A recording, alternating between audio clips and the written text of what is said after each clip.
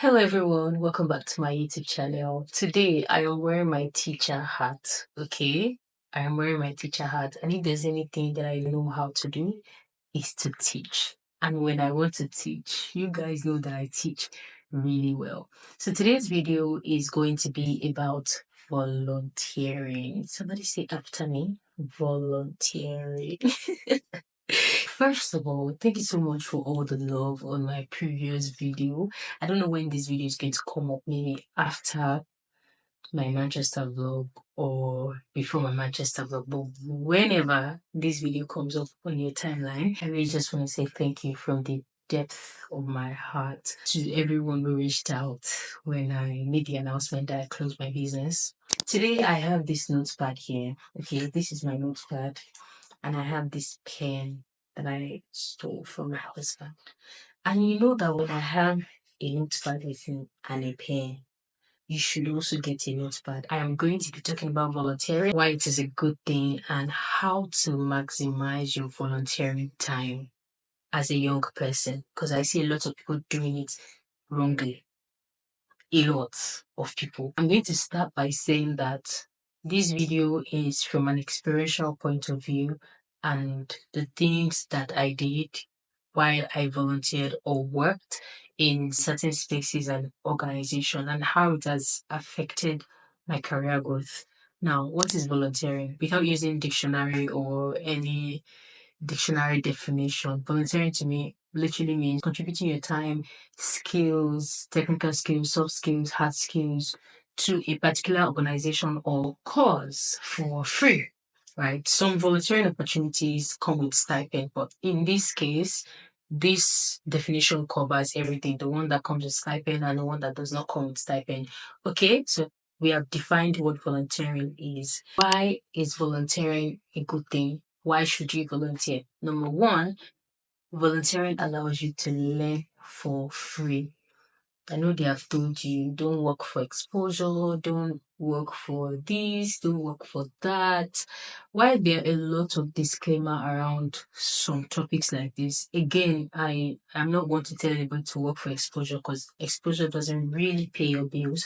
But if you have the opportunity to get another source of income from another thing that you do, and maybe you just volunteer with this organization like every weekend or once a week, it's not bad for you to learn on the job for free, right? It allows you to learn without necessarily paying somewhere else to learn.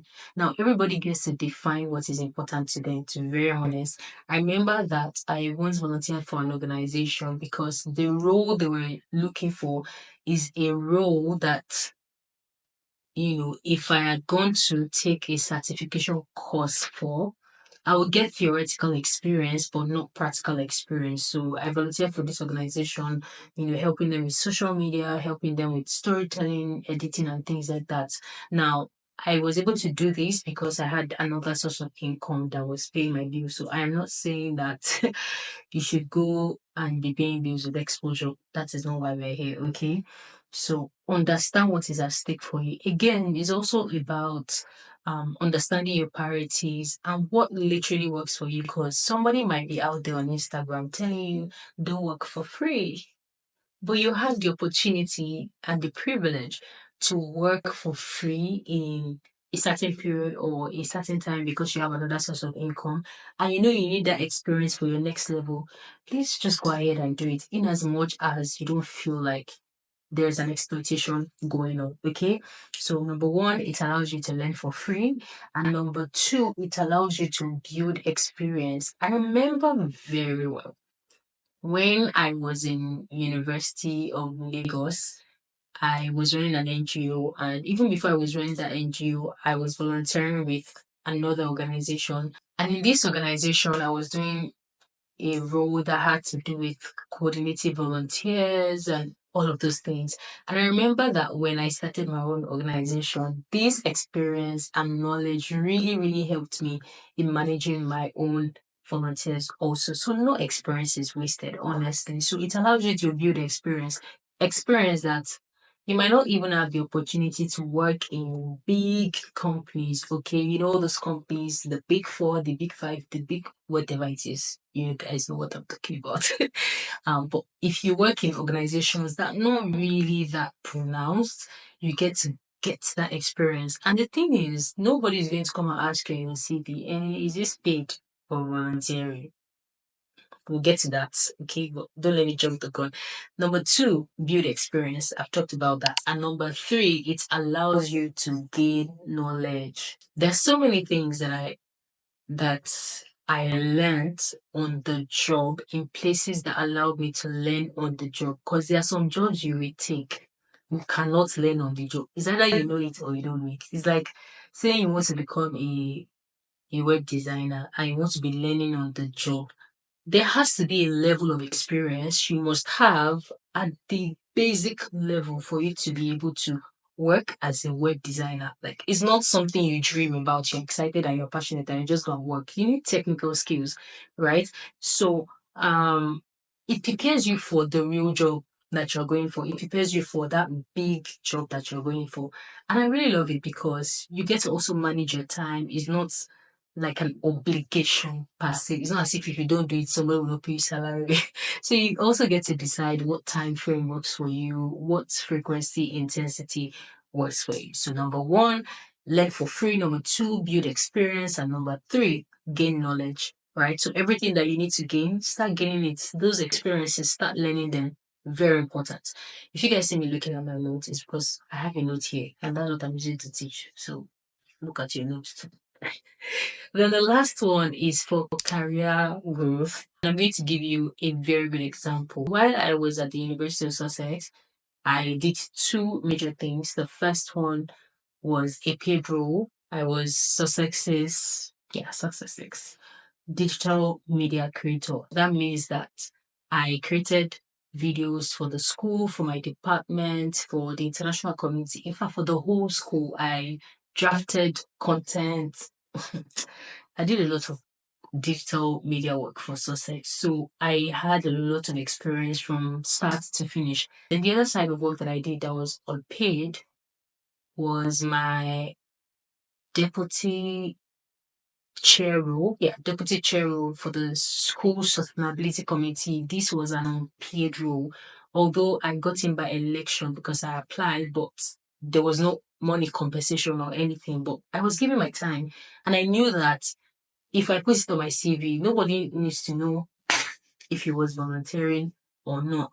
I was deputy chair for the sustainability committee. That's huge. If you don't really have a leadership mindset, you think, yeah, that's just a volunteer role. It does not need to find its way to my CV in that sense. But you did something, you worked. I remember we worked on a number of campaigns. I did some designs. We did some campaigns in school. We did a climate justice week, which I was a core part of the planning committee. We did debates for climate justice. It was a lot of things that we did. And that role was unpaid, but was very fulfilling. And I loved it because we only had meetings like once a week physically, I think. And then we had like online platform where we communicated. And when there was an event week, it was full on, but it never like interfered with my schoolwork. So yeah, that's a good experience in that sense. Now I'm going to get to the part that I love the most, which is the last part, how to volunteer the right way. Now you're watching this video, you're thinking, oh Timmy, now you've told us why we should volunteer, but how do we volunteer the right way? 8 ways you can volunteer the right way. Because some of you in 1 year, you are volunteer with like 7 organization and you think these are flex. Shalapi. Well done. Now, how do you volunteer the right way? Number one, I hope you guys have your pen with you. Find what you align with. I'm going to give you a very good example. While I was at the University of Sussex, I was studying environment development and policy.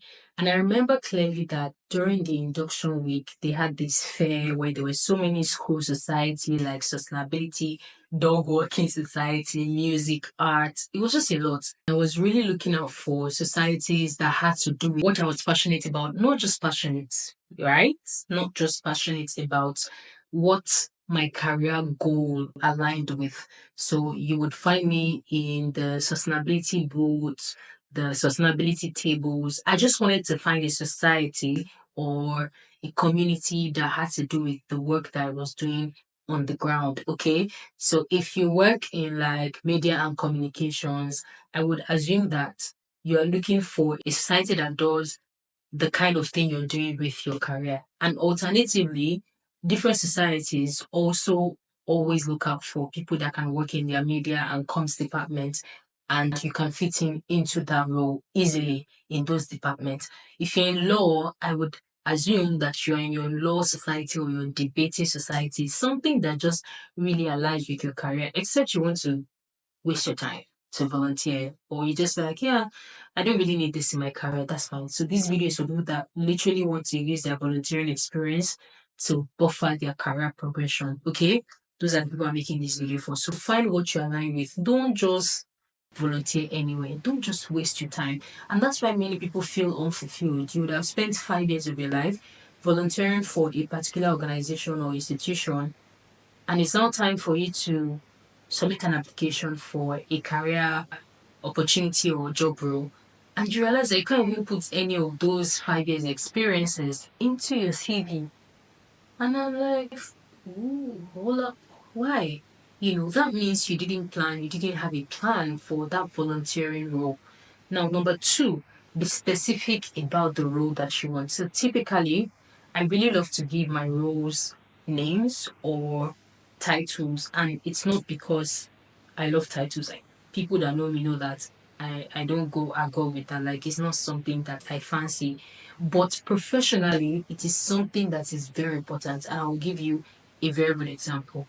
So right now, if I'm trying to apply for a communications role and I'm trying to put all the work that I did at the University of Sussex into my CV, the title should fit my CV. So you will not find titles like volunteer at the University of Sussex. No, digital media creator, University of Sussex. Deputy Chair Sustainability Committee, University of Sussex. And then you list the roles, communication, storytelling, project management, things like that. So if you are not very specific with the title of what you're doing, then there's a problem. Now, am I saying go into an organization and tell them you must give me a title, you must give me a title? No, because in many organizations, what they do is to call you volunteers, and that is just the basic English. You're a volunteer. But let's say you're serving in the media department of the organization, and what you do for them is copywriting. On your CV, you cannot just write volunteer.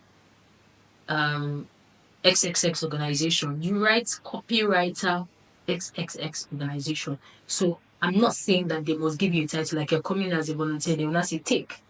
Actually, I don't think any organization in their right senses would say, okay, come in, or they don't know you before, they don't know if you have any expertise, and then they'll just throw you into a title. Like, it doesn't work that way. So you also have to carve something out for yourself in that organization. If you volunteer with an organization that does like outreaches and you manage volunteers, honestly, you're a volunteer coordinator or a community manager. Another example, if you're the one managing projects, reaching out to sponsors, fundraising, well, you're doing the job of a fundraiser, and that is just the truth. But because you're not seeing it as work, you think, yeah, I'm just doing it. So try to find the names that fit the roles that you are doing or the things that you're doing in that organization. I hope that is clear. Now, number three, lead and take initiative. As a volunteer, the right thing to do is to follow the lead of where you're going, to follow the lead of the organization, which is absolutely fine. I mean, you don't just come and say, no, no, no, this thing you guys are doing doesn't work. Mm-mm.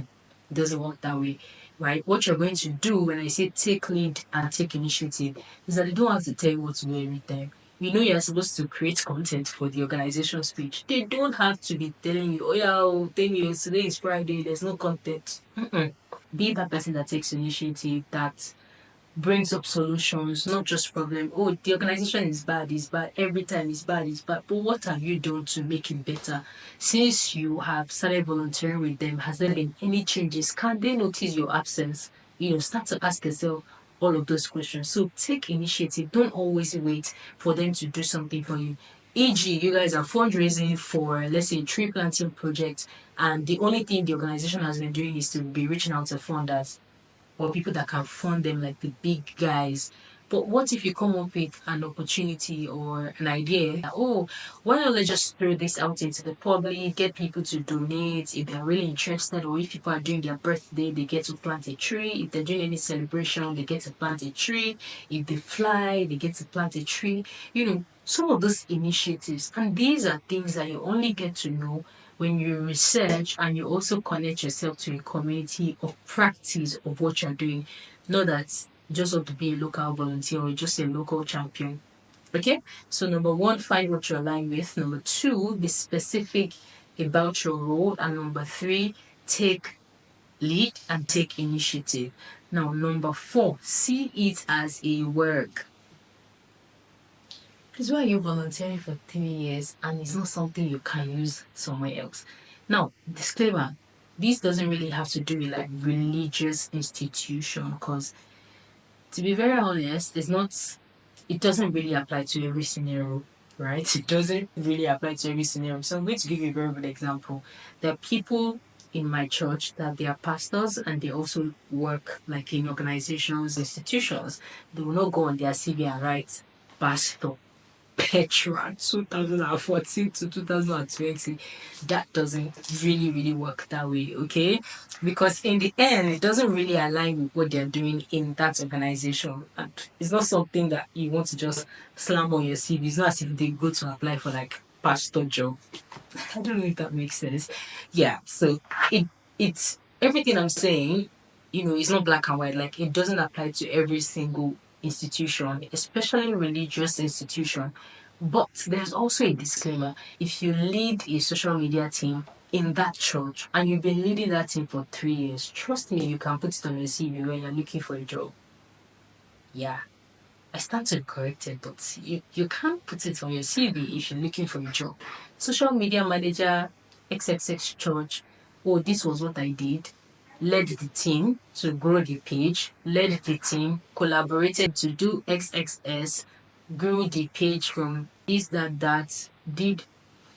You can put it, everything I'm saying here. Please make sure that it applies to you, okay? Now, see it as a work. Don't see it as, I'm just volunteering. Let me just go. It's Saturday now. It's time to volunteer. No, that's not how to do it, okay? See it as work. And when I say work, I don't mean 9 to 5 work, but everything that you do is very important. Number 5, document. I cannot overemphasize this. As you're volunteering, have a document where you're putting start date, April 2022. End date, December 2024. Role, responsibilities, everything. Put it, document it. But it is when you want to do your CV, you're not going to be checking your gallery. When did I volunteer with this organization? Okay, 2021, let me scroll. Go now catch you, your phone has formatted. Please document. I cannot overemphasize this. Like, document your volunteering experiences. Now, I'm not just saying put pictures online, because by the time you need it on your CV, you cannot be pulling pictures online except it's a visual portfolio. Now, the next one is ask questions. If you know genuinely that this opportunity or this volunteering opportunity is a step for you to get somewhere, be very open to the organization. You can tell them, oh, I'm trying to do this, I'm trying to get this, oh, I'm trying to apply for a scholarship and I need 2 years experience in this and that, and I really want to volunteer my time on Friday and Saturday. Can we have an arrangement where there's a title to my role that allows me to make a case for this opportunity in the nearest future? Ask questions. I think if anybody comes to me to say that kind of thing and you're really useful in the organization, I'll say it's fine, to be honest, right? It's fine. In as much as you're doing what you need to do, right? Even beyond the title, that is absolutely okay. So it's not being too forward. It's just you saying, oh, realistically, this is where I am. If you give me this opportunity to do this and that, this is what I'm going for the next 2 years. And I really want it to, count towards that thing. I don't know if that makes sense. You guys let me know if it makes sense in the comment section. Okay. I feel like I talk to you guys like you guys are sitting right in front of me. Is that it? Let's move on. We have two more. Don't volunteer everywhere. There was a day I was on LinkedIn. I feel like LinkedIn people stress me a lot. Like I see some things, I'm just like, come, relaxed, relaxed. We've been there, done that. Relax. Like I see some things, I'm like, the way you are going, you think it's nice. Let me drink water before I address this one. Let me drink water. Because I'm about to break tables. So I need to drink water first. So, like I go on LinkedIn and I see somebody, I'm celebrating this 2024. I have volunteered for 24 organizations. Ooh, amazing. Are we meant to clap? Do you think we should clap for you?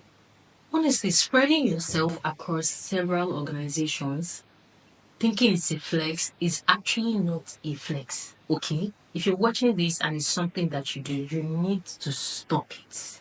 To be honest, you need to stop it. I don't even know how people manage to put themselves in 24 different organizations that have 24 different visions, that have 24 different missions and work and projects. How? So let's say, for example, you are in a space like mine where you work in climate change or environmental sustainability. Volunteering with 24 environmental sustainability organizations in 2024 does not make you the best volunteer. I'd rather you even stick to one organization, stay with them longer than stay with 24 organizations in a shorter period of time. I always say that it's a big flag. And ask any HR person, it's a big flag if I pick up a CV and the highest time you have spent in an organization is 2 months and 1 month. There must be a problem. And you pick the CV, you see organization A, April to May, organization B, May to June, organization C, June to July. Wait, happen. What is the problem? What is it? Haven't you done enough? Hmm? You are giving HR decay. Touch your See, it's funny, but it is not funny. It is not a flex. And then you now go through that person's LinkedIn, like their work experience. I don't know, maybe it's just me, but for someone like me, I'd rather have like, oh, I've worked long in this organization and it's on my LinkedIn than have different organizations. Now, let me just go back. You go to this person's LinkedIn and then you see that they volunteered for a million organizations. They have a million certifications, matters that do not even concern them. They are jumping everywhere to everywhere, collect this certification, collect that certification, collect this certification. You know, the thing is, people are going to celebrate you. Naive people, people that don't know anything about career progression, they will celebrate you because you're happy to announce every single time that you are now starting a volunteering position. But in the real sense, in the real world, in the real career space, it's a red flag that you don't have staying power. That means if I employ you in my company too, you will leave after 2 months. Yeah, that's what you're telling me because your track record shows that. So volunteering everywhere does not make you a volunteer. Okay? Volunteering with 24 organizations in 2024 does not make you a volunteer. What makes you a volunteer is your service and how long you're also able to take that organization from point A to point B. Okay? Now ask yourself, this organization that I volunteered with, what changed when I came? That's a very good question. I'm not saying something grand. It could just be something little in the department. But because you were there, something changed. See, I don't like to brag on boats. When I was at Sussex and I volunteered real good. Like I go to the page, I see some of my works, and I'm like, must be nice. You bad. Yes, that's how you should feel about your experiences. I know you're growing, so there's room for improvement. There are also some of my videos that if I watch them, I'm like, maybe that too. But that was you when you were growing. It's okay. But now that you're watching this video, you have no excuse. Okay? Go and do better. Now the last one. Pick long term over short term. If you give me two options, I say option A, work with 5 organizations in 1 year. And give me option B, work with one organization for 1 year. I will choose option B because option B allows me to stay still in the organization, learn the processes and the ropes of that organization, be able to say, when I joined this organization in January, I was able to take this organization to this point in June, in September. Look for long term opportunities. Don't jump at every single thing. There are some people that I feel like their work is professional volunteering. You're everywhere. You blink, you're at tech event. You blink, you're at health event. You blink, you're at environmental sustainability events. Shola, what do you want to do exactly? Hmm? I'm packing up my things, but I need to ask, what exactly do you want to do? Tell us, let us know. Let's talk, woman to woman, man to man. Sorry, not human, but human being to human being. What do you want to do? Ask yourself. So yeah, forget the humor, forget the jokes and everything. These are real issues. And I really hope that you've been able to learn one or two things. Now, what's going to pay me? Hmm? Is that you looking at it, you watch this video, you will not share it, you will not like it, you will not subscribe, you will not comment, and you just watch and go. Is that a good thing? Anyways, bye. And make sure you click the subscribe button. I love you guys. Bye guys.